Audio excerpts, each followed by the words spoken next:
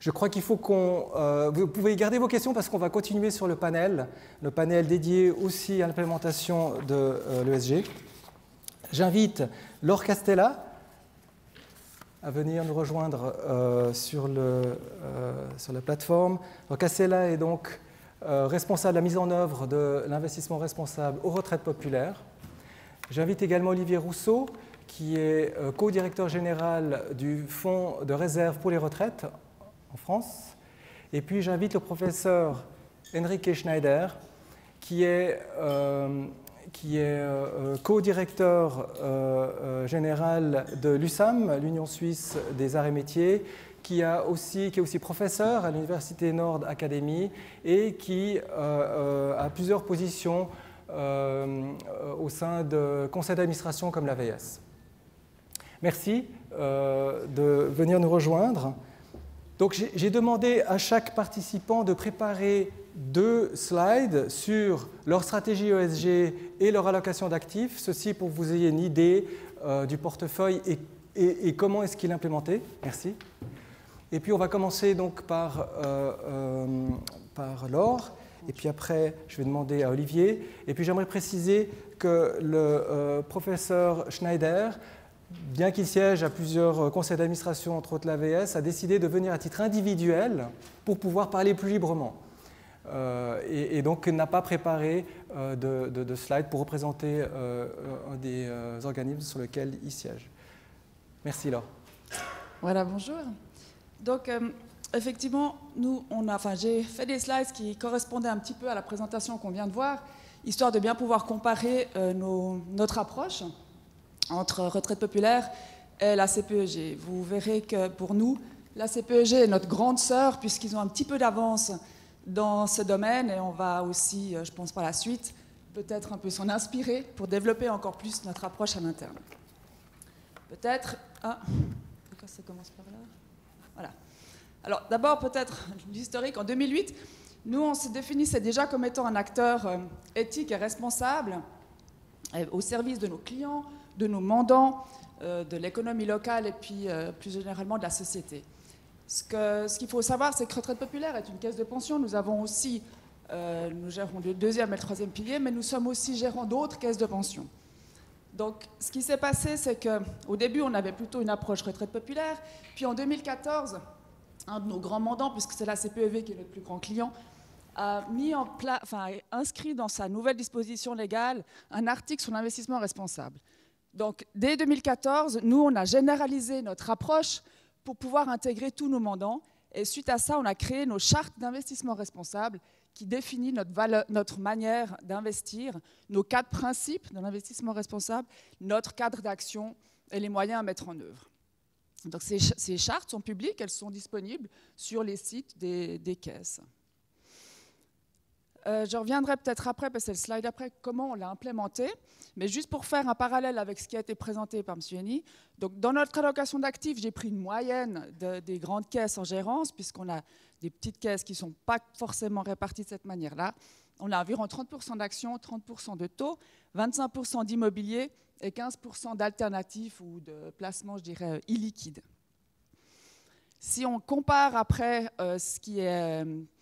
sur les classes d'actifs, ce qu'on peut appliquer comme approche responsable, je peux dire que dans les actions, on est 100%, on suit d'un point de vue ESG 100% des actions, donc ce sont les actions suisses développées ou émergentes.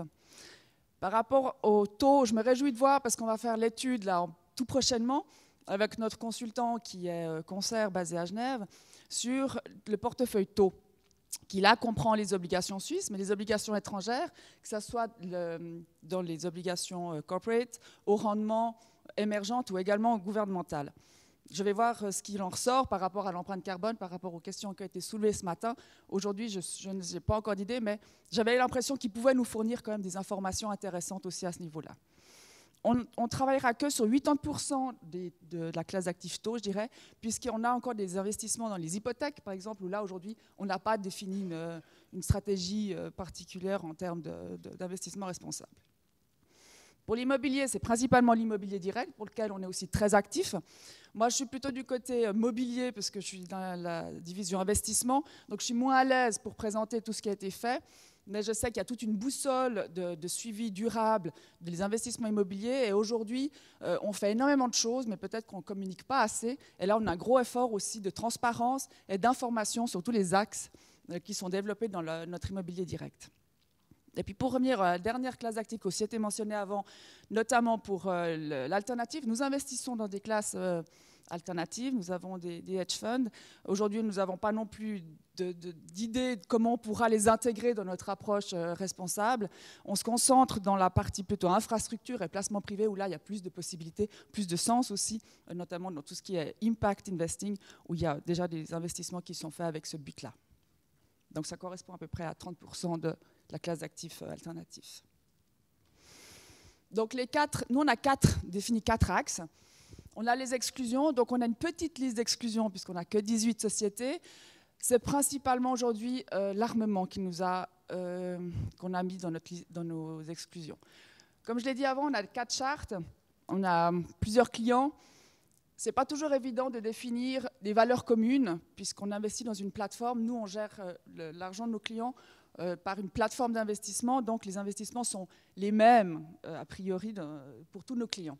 Donc ce n'était pas forcément facile de venir avec des valeurs, puisque les valeurs d'une caisse, enfin, d'un membre de conseil d'administration ne seront pas forcément les mêmes pour une CPEV que pour une Profelia, par exemple. Donc on essaie de rester assez modeste dans notre liste d'exclusion comme première approche. On a quand même le projet de l'élargir, notamment pour tout ce qui est de la stratégie climatique qu'on va gentiment déployer cette année.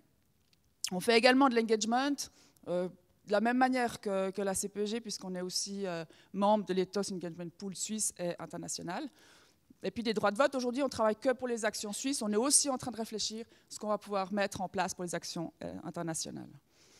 L'intégration ESG, on investit principalement par la sélection d'asset managers.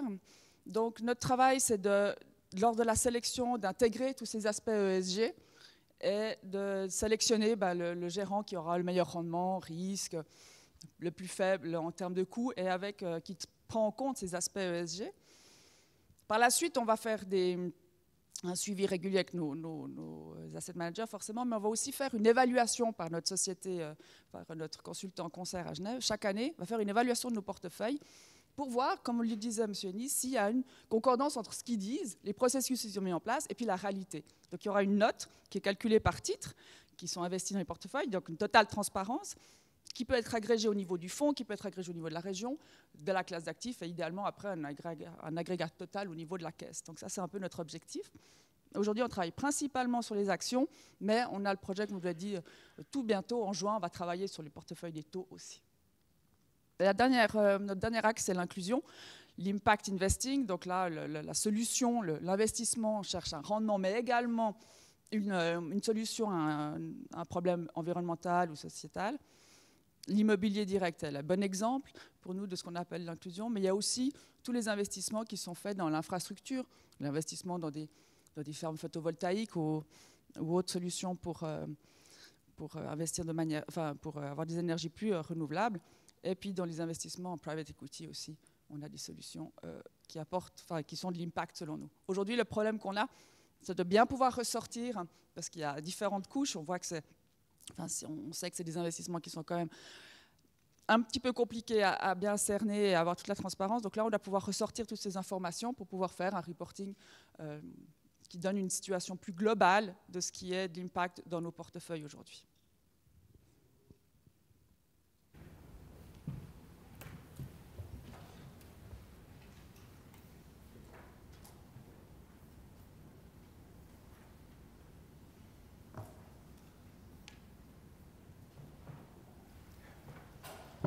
Olivier. Bonjour. Vous connaissez pour la plupart d'entre vous le Fonds de réserve pour les retraites. Quelques rappels quand même. Aujourd'hui, on gère à peu près 33 milliards d'euros. On a été créé au tournant du siècle avec comme perspective de constituer un matelas pour faire face à l'augmentation du coût des retraites du fait du vieillissement de la population et de l'arrivée à l'âge de la retraite des classes nombreuses du baby-boom. On est une institution qui est marquée par des contraintes très fortes On a un horizon d'investissement qui ne réjouirait pas la plupart d'entre vous dans cette salle. Aujourd'hui, en principe, notre horizon d'investissement, c'est 2024. Et il y a beaucoup de choses qu'on s'interdit de faire. En un mot, donc, on n'a pas exactement le portefeuille de nos rêves. En tout cas, je n'ai pas le portefeuille de mes rêves. Bon. Mais on essaye de faire au mieux avec les contraintes que l'on a. Et s'agissant de l'ESG, bon, étant une institution publique, dès le départ, on avait une exigence de comportement d'investisseurs responsables. On a été très pragmatique. On a progressivement incarné davantage la dimension ESG dans notre portefeuille. Et c'est une histoire qui se poursuit et qui, si on prend la photo instantanée, est loin d'être parfaitement idéale. Et je pense pour autant qu'on est parmi les gens, disons, sérieux dans le domaine de l'ESG. Alors, on a une allocation qui, vous le voyez, fait apparaître un trou béant. Ce sont les actifs illiquides. On en a 5% tout mouillé. Évidemment qu'un portefeuille avec un tiers d'actifs illiquides serait un bien meilleur portefeuille, mais bon, ça c'est une autre fois, une autre vie. Alors, on dépend beaucoup des obligations aujourd'hui parce qu'on a voulu progressivement réduire le risque du fait justement du rapprochement de l'horizon 2024. Ça va changer à la fin de l'année, ça en principe, avec la réforme des retraites, mais pour le moment, on doit toujours faire comme si, en 2024, on devait se présenter comme les bourgeois de Calais, avec l'actif résiduel du FRR, une fois qu'on aura payé nos 6 coupons restants de 2,1 milliards à l'État, avec l'actif résiduel en format liquide, ce qui interdit les actifs illiquides. Et donc on a voulu réduire un peu le risque, et en plus on a un jugement sur le niveau des marchés qui est, on n'est pas inquiet mais on n'est pas totalement confortable, donc on se retrouve avec beaucoup d'obligations qui ne sont pas un investissement très satisfaisant, mais construire une allocation aujourd'hui, c'est un concours de laideur. Il faut prendre les choses les moins affreuses et se dire qu'on va faire avec. Et franchement, à mon sens, le moins laid, c'est les actions. Mais bon, dans les actifs liquides. Le moins moche, le moins laid. À long terme, c'est sans doute aussi le moins risqué. Mais à l'horizon de 5 ans, non, ce n'est pas le moins risqué. C'est ça le problème pour nous. Alors, on n'est pas, sur le papier, on n'est pas tout à fait exemplaire en traitement ESG parce que, par exemple, les actifs des marchés émergents, actions comme obligations, on les traite par des investissements dans des fonds collectifs. Ça veut dire qu'on prend ce qu'il y a. Et il n'y en a pas beaucoup des fonds collectifs en actions émergentes et obligations émergentes qui sont tout à fait exemplaires du point de vue de l'intégration ESG. Ça va s'améliorer, mais ce n'est pas encore le cas. Pour le reste, ce qui est traité par des mandats, là, on dit à nos gérants, voilà, si vous voulez le mandat, il faut remplir telle et telle condition, et à peu près, on peut être satisfait. Alors, je disais, on a beaucoup fait évoluer la façon de traiter l'ESG dans le portefeuille. Oui, concrètement, je dirais qu'il est de plus en plus incarné, cet aspect ESG, c'est de plus en plus matériel. Et pourquoi ? Parce que déjà les données deviennent de meilleure qualité, elles sont encore très très loin d'être satisfaisantes, c'est-à-dire que dans ce qu'on mesure, il y a beaucoup de choses sur lesquelles on se fait plaisir, mais on ne sait pas vraiment ce qu'il y a. Un exemple, faites noter une société ou un portefeuille par différentes institutions de notation ESG. Vous n'aurez pas les mêmes notes. Vous ne seriez pas content si vous demandiez à Moody's sur un crédit, ça c'est AA3, et si S&P vous disait, ça c'est BB+. Vous ne seriez pas content, mais c'est ce qui se passe sur l'ESG souvent. Donc on construit un peu sur du sable, il faut le savoir, mais n'empêche, on part d'une situation très peu satisfaisante, mais qui s'améliore, donc on peut être un peu plus exigeant dans ce qu'on doit avoir dans le portefeuille pour l'intégration ESG. Et parallèlement à l'évolution de la qualité, ou plutôt à la réduction de la mauvaise qualité dans les notations, il y a de plus en plus d'institutions qui sont prêtes à gérer en disant oui, nous on intègre, on est prêt à intégrer ça. Il y avait des pionniers, il y en a plusieurs dans la salle, Et puis, il y a des gens qui sont des late joiners, et puis il y a des gens qui sont des bullshitters. Mais n'empêche qu'il y a quand même, de plus en plus de gérants qui sont capables de faire une intégration ESG convenable. On le voit aujourd'hui dans notre appel d'offres sur les États-Unis. On a eu, à travers le processus de sélection et les visites de due diligence qui sont toutes récentes, l'équipe elle est revenue de ces due diligence aux États-Unis en disant « Eh ben, ça va mieux que ce qu'on croyait aux États-Unis. » Il y a quand même vraiment des gérants qui sont en train d'intégrer l'ESG. Donc, tout ça fait que, progressivement, on peut être plus exigeant et davantage intégrer l'ESG dans le portefeuille à partir de la même ambition initiale. Mais simplement, les choses évoluent et on peut faire mieux. Cadre réglementaire, en fait, non. On a la loi qui disait, bien sûr, le FRR doit être un investisseur responsable, etc. Mais c'est vague, tout ça. Donc, en fait, c'est surtout nous qui nous définissons ce que ça doit être, l'ESG.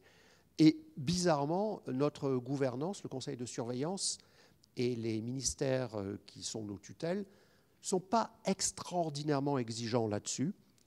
Je dirais que c'est un avantage. Parce que quand vous avez une gouvernance qui est militante, elle vous fait faire des bêtises. La meilleure situation, c'est quand vous avez une équipe exécutive qui est convaincue, parce qu'elle va faire de l'ESG, mais elle ne va pas le faire juste à n'importe quel prix pour pouvoir mettre sur le papier, oui, on est comme ci, comme ça. Alors que si c'est votre gouvernance, elle est un peu haut, elle ne comprend pas tous les sujets dans le détail, et elle peut vous faire des bêtises radicales. Donc, je trouve que là-dessus, on est plutôt chanceux. C'est vrai que quand on a exclu le tabac, on s'est fait poser la question, vous êtes bien sûr de ce que vous faites? Vous êtes bien sûr que vous n'allez pas lâcher du rendement? Et on a dit, non, on n'en est pas sûr, on ne peut rien vous promettre. Mais on pense simplement que c'est une telle honte sur nous qu'on n'est pas plutôt exclu le tabac, on n'en revient toujours pas du fait d'avoir gardé le tabac dans le portefeuille et de s'être levé le matin sans avoir honte en se rasant ou en se maquillant, je ne sais pas. Et donc, on se dit, mais comment est-ce qu'on a fait pour oublier ce point-là? Il n'y a pas d'engagement possible. On leur demande de se suicider à ces sociétés-là, puisqu'elles font que du tabac. Bon, donc voilà, on a, dans certains cas, les choses à front renversé, la gouvernance qui nous dit « faites pas de bêtises » et nous qui sommes militants ou progressifs. Voilà. Bon, on fait la même chose que tout le monde. Les exclusions top-down, on n'en a pas beaucoup, mais les armes prohibées, comme tout le monde, le charbon maintenant à 10%, le tabac, le nucléaire, ne me demandez pas d'exclure ça, je suis français. Et j'y crois, enfin ça c'est un truc en bilatéral, si vous voulez, j'adore. Les sociétés exclues, on n'en a pas tellement. Best in class, on en fait un petit peu, mais c'est surtout, oui, pour la décarbonation, mais c'est surtout, en fait, comme les données sont fragiles, les notes sont fragiles, il faut mettre beaucoup de jugement qualitatif, de patte du maître, et pas trop s'imaginer qu'on va tout faire de façon résolution impeccable d'une équation. De l'impact investing, on en fait un petit peu sur l'immobilier, on en a extrêmement peu, mais on le fait, bien sûr, on exige que ce soit des bâtiments basse consommation, tout ce que vous voulez, et on fait, comme tout le monde, des actions infrastructures, des fonds d'action infrastructure, renouvelables, bien sûr. Il y a le vrai sujet, d'ailleurs, qu'est-ce que ça apporte sur la décarbonation? C'est un sujet plus vaste, mais en tout cas, oui, on paye notre éco là-dessus, on le fait, et l'engagement, on le fait, mais je vais vous dire tout platement, on n'est pas un modèle, on n'a pas beaucoup de ressources pour faire ça, et donc on adore utiliser les plateformes collectives d'engagement. C'est une bonne formule d'ailleurs. Pourquoi est-ce qu'on voudrait absolument tous faire la même chose en interne? À partir du moment où il y a des structures collectives qui marchent bien, on le fait. Le dialogue, on le fait, mais essentiellement aussi à travers, enfin on le fait à travers nos gérants, comme l'exercice des droits de vote. Ce n'est pas nous qui votons, on n'a pas le droit, de par nos statuts, c'est nos gérants qui votent, on exige qu'ils votent. Bon, ils ne votent pas à 100%, hein, mais ils votent correctement. Pardon, j'ai été un peu long. Si vous implémentez des critères ESG à travers l'ensemble des portefeuilles, y compris l'obligataire, je pense, professeur, vous avez une autre vue sur la question et quel est votre avis sur l'implémentation d'une stratégie ESG dans une allocation d'actifs? Merci. Je voudrais commencer ma intervention avec quelques disclaimers. Le premier, oui. Je parle allemand, je suis en Suisse orientale, plus orientale impossible Appenzell, le Rhôde antérieur. La deuxième, je suis membre de 3 conseils de direction ici en Suisse, AVS, le Fonds de sécurité LPP et le Fonds de récollecte LPP, et aussi des 2 asset managers au dehors de la Suisse, l'un à Hong Kong et l'autre aux États-Unis, à New York. Donc, mes réticences concernant ESG, pour commencer la discussion, sont des réticences plus au niveau conceptionnel. D'une façon, on y a un problème de principal agent dans toute cette discussion. Le problème de principal agent ne s'applique pas spécialement aux caisses de pension, mais spécialement aux caisses de pension.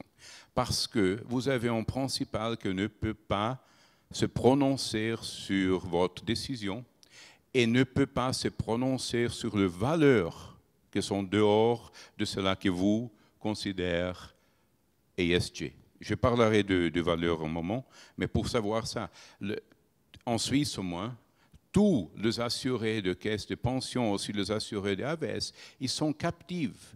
Comme assurés, ils ne se peuvent pas prononcer. Ils n'ont pas ni même une moyen institutionnelle de déléguer des gens qui se prononcent en leur faveur.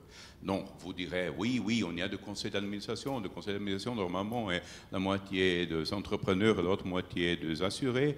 Mais de toute façon, vous savez que ce sont des structures lourdes qui choisissent, qui représentent qui dans ce type de conseil. Je parle d'expérience propre. Donc, l'assuré n'a pas une voix. Et vous avez vu, cela qu'on a dit, le agent, 2 fois se oriente à stakeholders qui ne sont pas sans assurés. On a parlé du WWF, on a parlé de la Société de Genève, on a parlé de tout le monde, mais on n'a pas parlé des assurés. Je sais que pour le agent, sa réputation et son style de vie, c'est très important pour lui.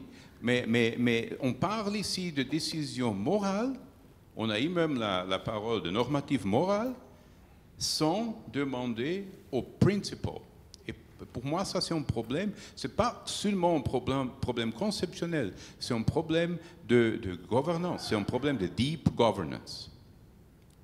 On a discuté d'ESG ici, c'est la deuxième remarque liminaire, sans parler de valeurs. Mais ESG est toujours une question de valeur. Et c'est difficile de parler que ce qu'on considère environmentally correct, socially correct, governance correct, sans parler de cela qu'on y a comme idéal environmental, social et governance. Par exemple, pour prendre l'exemple qu'on discutait ici, le facteur E, on l'a réduit à question de carbonisation. C'est bon, je suis aussi pour la décarbonisation. Mais la carbonisation est une valeur qui est en balance avec, par exemple, la biodiversité. Si vous investissez beaucoup en décarbonisation, vous pouvez avoir un problème avec la biodiversité. Par exemple, si vous investissez en énergie éolienne. L'énergie éolienne a un bilan problématique du point de vue de la biodiversité. Donc, qu'est-ce que c'est plus important? C'est la décarbonisation ou c'est la biodiversité? Pour prendre un exemple. On a parlé de social, mais on n'a pas déclaré qu'est-ce que sont nos valeurs. La conseillère d'État a dit, par exemple, la diversité en conseil de gouvernance, c'est une question de gouvernance. OK, c'est bon. Qu'est-ce que sont les valeurs ajoutées à cette diversité? L'exemple qu'on a eu sont le nombre de femmes. OK, mais qu'est-ce que c'est? Ça, c'est une valeur. Je partage ces valeurs. Et la représentation de âge, par exemple, pourquoi est-ce qu'il y a beaucoup d'investisseurs et aussi des proxies qui disent que les gens plus vieux de 700 années ne peuvent pas être élus ou réélus au conseil? Ça, c'est, au moins du point de vue social, un type de discrimination. Ce type de discrimination peut être basé sur une valeur, mais on a de déclarer ces valeurs. C'est là que je veux dire. Toutes les décisions, il n'y a pas d'un objectif, un standard objectif ESG, le standard est toujours un standard qui dépend de valeurs de base d'une société. Et de faire des décisions sur les valeurs de base sans consulter le principal, sans avoir la possibilité de principal de se prononcer et d'avoir un principal captivé, de mon point de vue, sont des problèmes de deep governance. Merci beaucoup pour cette perspective. Il nous reste vraiment 2 minutes pour des questions. On aurait dû consacrer plus de temps, c'est tellement riche. Bonjour, j'aurais une question pour FRR. Il y a beaucoup de débats académiques sur la matérialisation des facteurs ESG. Est-ce qu'ils sont positifs à long terme, oui ou non? La question est pas complètement tranchée, mais il y a un truc qui est quand même relativement tranché ou relativement consensuel, c'est de dire que cette matérialisation se fait plutôt sur le long terme. Maintenant, vous avez une particularité, c'est que le fonds a une espérance de vie de 7 ans. Je pose la question parce que le fonds dont je m'occupe a une espérance de vie qui est à peine plus élevée que la vôtre. Et là, les exclusions, je pense notamment aux exclusions sectorielles, alors l'engagement, je ne dis pas, c'est différent, mais certaines exclusions sectorielles, est-ce que vous n'avez pas fait face, par rapport à vos assurés, à la critique? Est-ce que ceci, c'est réconciliable avec un horizon temps aussi court, sachant que les stranded assets, avant de sous-performer, de partir, je dirais, à volo, peuvent surperformer largement les indices pendant les 10 prochaines années? Oui, votre point est parfaitement valable. Notre conviction sur l'ESG, pas nécessairement que c'est un facteur de performance régulier, c'est à la fois un aspect moral et légal et un aspect de gestion des risques. Un aspect moral et légal, les armes controversées, de toute façon on n'a pas le choix, ce sont des conventions internationales auxquelles la France est partie, nous sommes une institution publique, ce serait invraisemblable qu'on ne respecte pas un traité que la France a signé. Donc là-dessus, c'est clair et net, c'est pas beaucoup de choses, mais il n'y a pas tellement d'autres exclusions sectorielles. Le charbon, oui, ok, on a mis maintenant 10%. L'horizon sur lequel on a des chances d'avoir raison, il n'est pas nécessairement aussi court que 6 ans. Ça fait de l'écart de suivi, de la tracking error. Bon, mais l'espérance de rendement, elle n'est pas négative. C'est juste qu'on va avoir un écart par rapport aux indices. Franchement, être responsable, ce n'est pas regarder myopement les indices. Donc, bon, on l'accepte. Sur la décarbonation, écoutez, oui, l'horizon peut être plus long que ça si les États continuent à ne pas faire leur travail, car il faut être clair là-dessus. L'investisseur, ce qu'il peut faire sur le terrain de la décarbonation, c'est réduire le risque de son portefeuille, faire que le jour où des taxes carbone et des restrictions quantitatives à l'extraction de réserves fossiles sont mises en place, son portefeuille ne perde que 5% quand la moyenne du marché perdra 10%, ça il peut le faire, mais tout ça, ça dépend du fait qu'un jour les États vont incarner les accords de Paris dans, on n'est pas d'accord, ça va être bien, dans des dispositions réglementaires et mettre un prix du carbone, c'est ça qui est vital. Mais bon, oui, ça crée de la tracking error, tout ça. Il y a des choses qui peuvent se réaliser sur des horizons plus longs. Il n'empêche, on prend nos responsabilités sur l'intégration ESG dans le portefeuille. C'est qu'est-ce qu'une remarque. L'accord de Paris, j'ai négocié l'accord de Paris. J'ai été un de ces 12 000 personnes qui ont négocié ça. Ça, c'est aussi un problème pour tout le monde qui fait des investissements. L'accord de Paris ne prévoit pas une voie de se décarboniser. L'idée de la décarbonisation aux années de 2050, c'est une cible, c'est clair, c'est clair. Mais il y a beaucoup de voies et beaucoup de voies complémentaires suivant parallèle de faire ça. Donc, cette idée qu'il y aura une politique globale de décarbonisation, ce n'est pas consistant avec l'accord de Paris. Et ça, c'est important, spécialement pour les managers. Quand il vient, c'est important d'avoir la partie E du ESG, la partie carbone du ESG, d'avoir une méthodologie qui est suffisamment ouverte eux aussi fait des comparaisons entre les différentes voies de se décarboniser. Donc ça, c'est du point de vue pratique, c'est un échec important. Une autre question? On a... Monsieur Schneider, effectivement, le risque climatique, à mon sens, n'est pas qu'une question, ou l'ESG n'est pas qu'une question de morale, mais c'est simplement une question, au final, de gestion du risque. Est-ce que vous ne pensez pas que l'aspect climatique ou un autre risque environnemental comme la biodiversité ou autre ne doit pas être intégré simplement dans un framework de bonne gestion du risque, et non pas au sens moral du terme? Oui, pas de problème avec ça. Mais si on parle de ESG en complète, il y a aussi des aspects moraux. Bien sûr que vous pouvez réduire le risque. Il y a des risques, par exemple, si vous avez des conseils d'administration qui ne sont pas divers. Bien sûr qu'il y a des risques.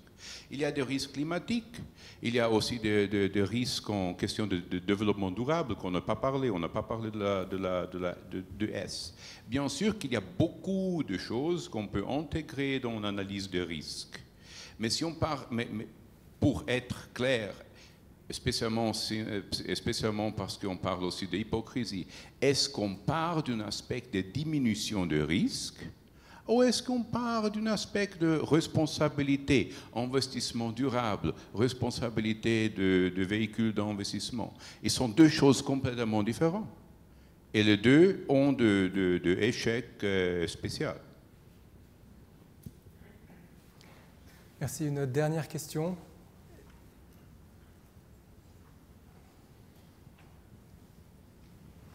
Oui, puisqu'on parlait de l'intérêt des assurés, est-ce que quand vous avez intégré ces critères ESG pour les deux caisses qui ont présenté, les trois qui ont présenté leur pratique, est-ce que vous l'avez fait à coût de gestion égal pour la caisse de pension, ou est-ce que ça a augmenté les coûts de gestion de la caisse de pension?